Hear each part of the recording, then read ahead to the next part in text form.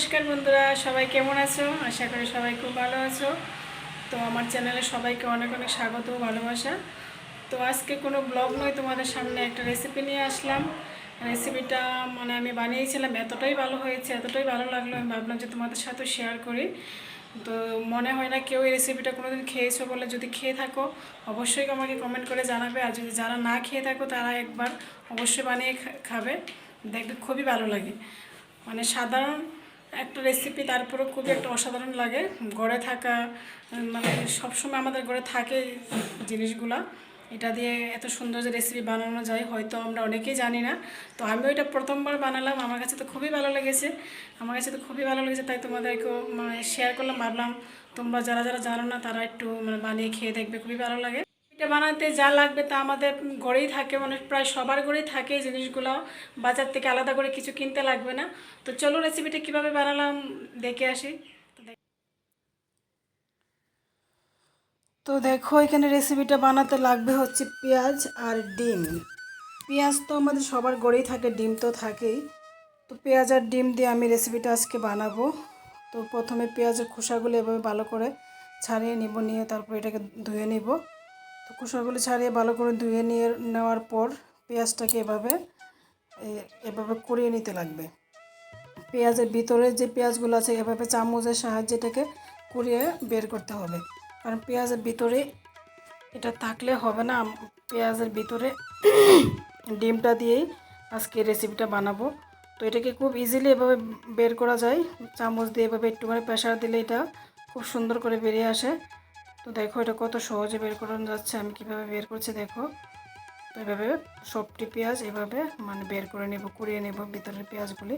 বাইরের যে লেয়ারটা আছে এই একটা লেয়ার থাকলেই হয়, কারণ বাইরের লেয়ারটা একটু মোটাই থাকে পেঁয়াজের। তো পেঁয়াজগুলো আমি খুব বেশি বড় বা খুব বেশি ছোট এরকম নেই, মাঝারি সাইজের পেঁয়াজগুলো নিয়েছি। তো এখানে ডিমগুলোকে আমি এখন ভেঙে নেব।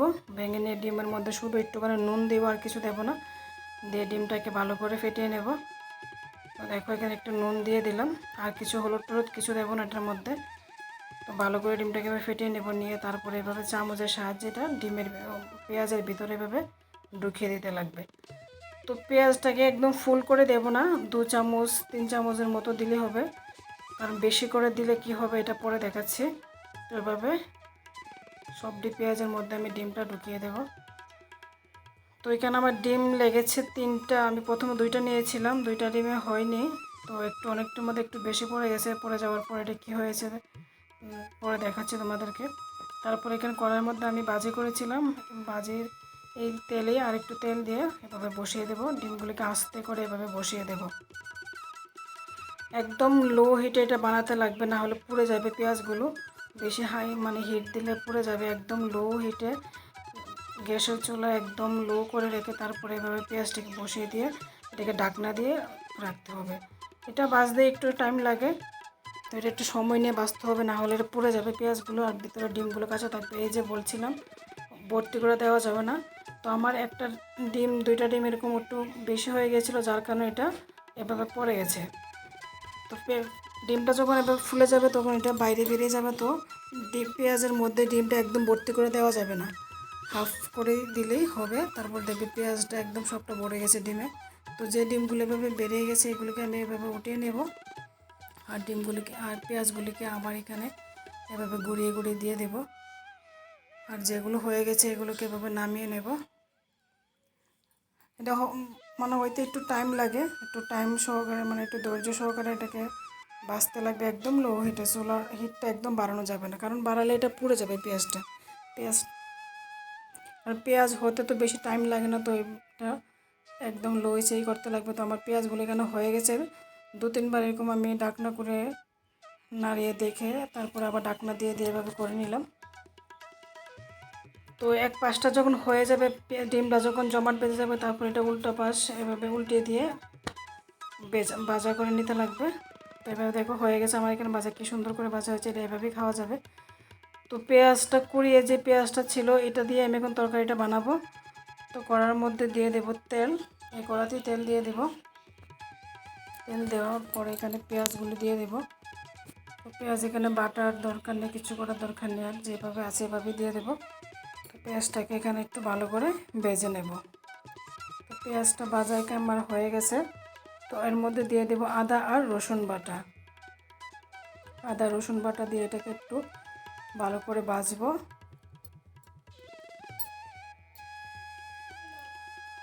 ভালো করে একটু ভাজা হয়ে গেছে। তো এখানে এটার মধ্যে দিয়ে দেব টমেটো।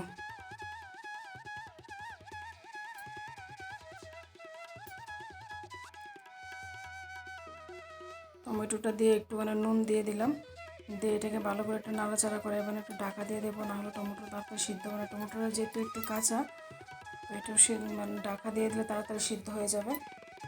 তোমার টমেটো এখানে প্রায় সিদ্ধ হয়ে গেছে। এখন আমি এখানে দিয়ে দিলাম হলুদ, লঙ্কা গুঁড়ো, তারপরে জিরা ধনিয়ার গুঁড়ো দিয়ে এখন মশলাটাকে একটু ভালো করে কষাবো।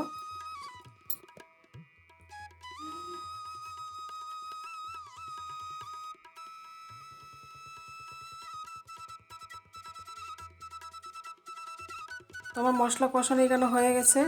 খুব ভালো করে মশলা কষিয়ে নিয়েছি। এখন জল দিয়ে দেবো, পরিমাণ মতো এখানে জল দিয়ে দেবো।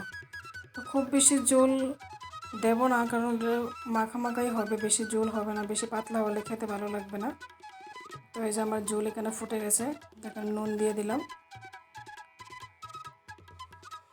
নুন যেহেতু আগে একটু দিয়েছিলাম, তো এখন একটু পরিমাণ বুঝে দিতে লাগবে। তো আমার ঝোলটা ফুটে গেছে। তো এখানে আমি এখন দিয়ে দেবো পেঁয়াজগুলি। এভাবে সুন্দর করে পেঁয়াজগুলি দিয়ে দেবো। আমার পেঁয়াজগুলি দেখো কত সুন্দর, একদম গোটা গোটা আছে, একটু ভেঙে যায়নি। এবারে পেঁয়াজগুলি দিয়ে একটুখানি নাড়াচাড়া করে তারপর এটাকে একটু ঢাকা দিয়ে রেখে দেব। দেখো ঝোলটা আরও অনেকটা শুকিয়ে যাবে আর একটু জাল করার পরে। এখন একটু ঢাকা দিয়ে রেখে দেব। দেখো ঝোলটা অনেকটা শুকিয়ে গেছে। তরকারিটা প্রায় আমার হয়ে গেছে। তো এখানে একটু 2-3টে কাঁচা লঙ্কা আমি এখানে ছিঁড়ে দিলাম, আর তারপরে দিয়ে দিলাম গরম মশলা। একদম গ্রেভি গ্রেভি হয়েছে। দেখো কতটা সুন্দর হয়েছে, দেখতে যতটা সুন্দর হয়েছে খেতেও ততটা ভালো হয়েছে। আমি তো প্রথমবার বানালাম, খুবই ভালো লাগলো, তাই তোমাদের সাথেও শেয়ার করলাম। আমার তরকারি হয়ে গেছে। এই যে দেখো কতটা সুন্দর হয়েছে তরকারিটা। তো ভাত দিয়ে রুটি দিয়ে খুব ভালো লাগে খেতে। তো অবশ্যই বানিয়ে খাবে যারা যারা খাওনি।